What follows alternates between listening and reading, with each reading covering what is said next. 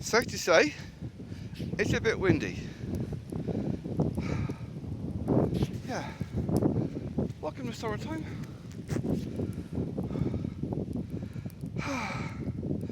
Yes, I got water to put it out just in case.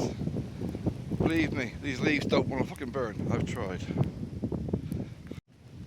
So what I've done, I've taken the rocks from that side, put them on this side. It's like a fucking blast furnace. So yeah, kettle on, coffee, fire goes out quick. So it's now a little bit more controlled, whereas before it was going a bit mental. It's kind of, you can't really hide from the wind when you're on a pretty much the top of a hill. And the coffee and sugar and milk powder went fucking everywhere. Most of it went into the kettle. Yeah, that's warming up really quick. But I want it hot.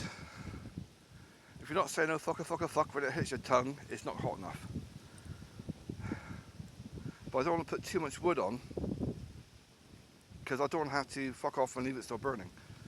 Because I'm going to take the kettle when it's boiled back down to the hammock, which is down over there, so I can sit in the hammock and drink it. Yeah, don't know what time it is. 7 o'clock maybe ish. 7:30 I just checked. Oh shit. Right.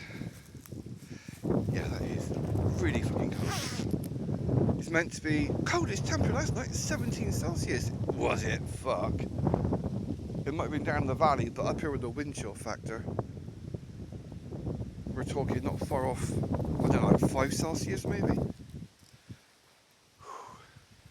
Do I put some more twigs in? That's the nice thing about being up here. I don't need to bring fuel. I have plenty of twiggies I can just put in. And that's all you need. You know, just get yourself some twiggies, slap them up, shove them in. You don't need a knife or an axe. I was going to, but it's not it.